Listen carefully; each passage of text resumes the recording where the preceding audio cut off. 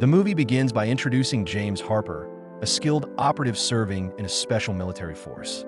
He enjoys a peaceful life with his wife, Brienne Harper, and their 8-year-old son, whom he deeply cherishes.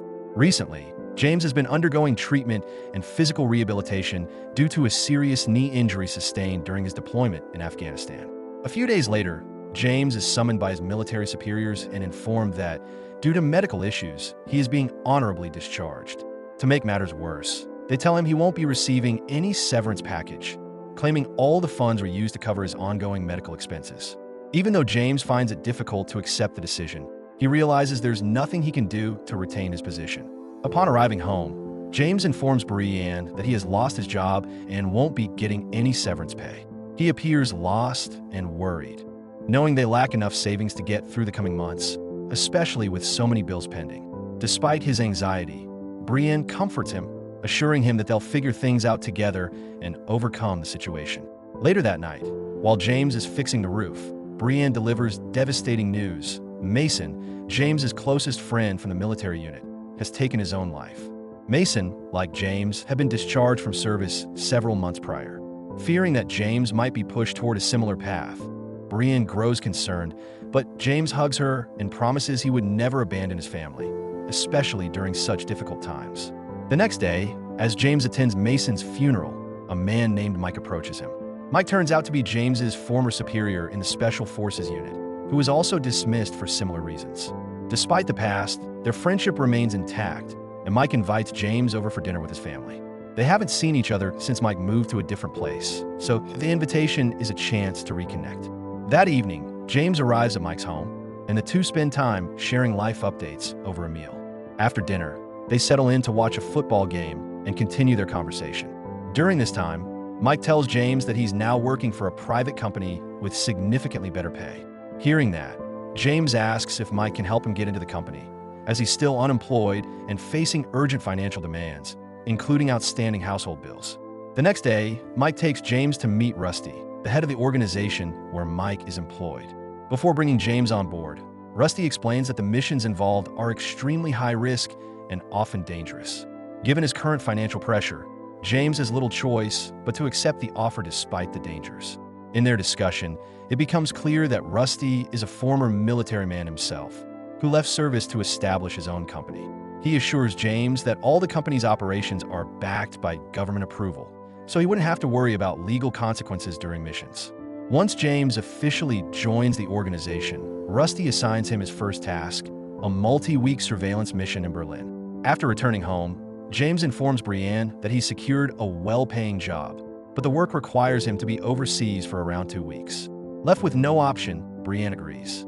The following day, James flies to Berlin and checks into a hotel prearranged by Mike. Not long after his arrival, a woman named Katia enters his room and introduces herself as one of Rusty's team members. She instructs James to monitor a biological scientist named Salim, who is believed to be collaborating with terrorist groups in the development of bioweapons. That night, James gears up and begins his first mission, documenting Salim's actions at both his home and laboratory. After several days of gathering intelligence, James receives a message from Katia instructing him to return to base. Once there, he reunites with Mike, Katia, and another colleague named Bobby. Mike reveals that Salim is allegedly working on a powerful bioweapon intended for sale to terrorist organizations. Their new assignment is to eliminate Salim and extract all related research data from his lab.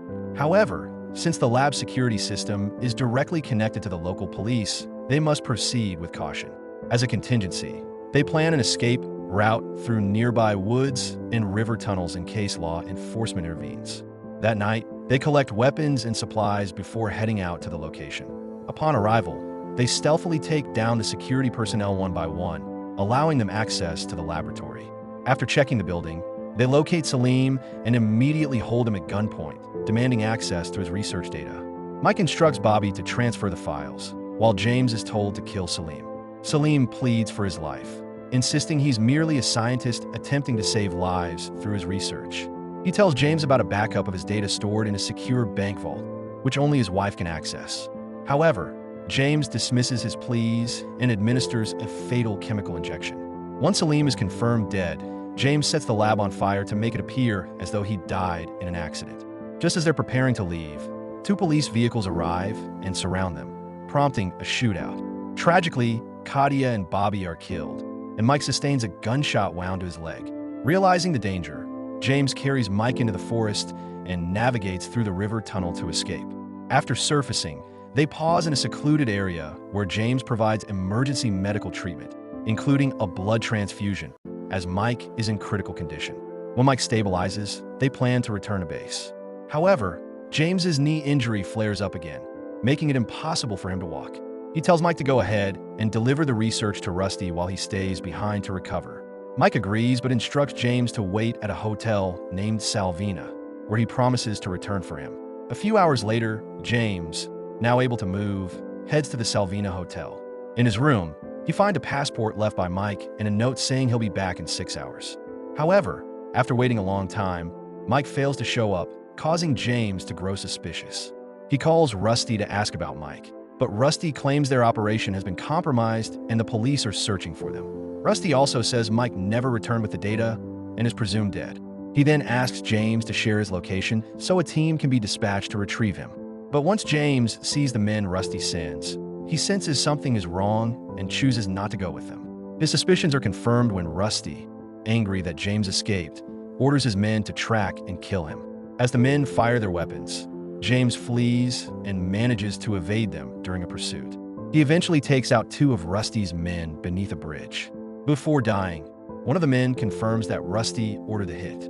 James uses the attacker's phone to send a message to Rusty, making it seem as if he's been killed. Exhausted, James hides in a subway station to rest and consider his next move. At that moment, he recalls Salim's words about the backup data stored in a bank. The next day, James goes to Salim's home and demands that Salim's wife retrieve the data. Initially, she refuses, but after James threatens her son, she complies. They visit the bank, and she hands over the secure drive. James examines the contents and is shocked to discover that Salim was not working on a weapon, but on a vaccine for a dangerous global virus. Salim had planned to distribute the vaccine freely to help those in need. However, other parties sought to exploit his discovery for profit. Having learned the truth, James returns to America using the passport provided by Mike. Once home, he visits Mike's house to inform his wife that Mike has died.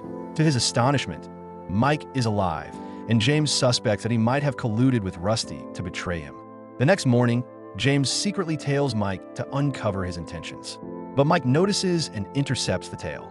When he discovers it's James, he is stunned, saying that Rusty had told him James was dead, which is why he never returned to the hotel. Mike insists he never intended to betray James, proving that Rusty was manipulating them both. James, infuriated, nearly kills Mike for lying about the mission and about Salim's actual research. Mike warns him that if Rusty learns James is still alive, his family will be in danger. Realizing that eliminating Rusty is the only way to end it, James decides to take action. Feeling remorseful, Mike offers to help him carry out the plan. That night, Mike pretends to visit Rusty, distracting him while James sneaks in through the back entrance. The two begin taking out Rusty's guards one at a time, leading to an intense gunfight. Eventually, Mike and Rusty shoot each other. As Rusty lies dying, James walks up and punches him without a word. Afterward, James rushes to get Mike to the hospital, but he dies on the way from his injuries. The next morning, James burns Mike's car and body to erase any evidence. He finally returns home to his wife and son. After reuniting with his family, James makes plans to leave the country with them and start over. And here is this movie end. Thanks for watching.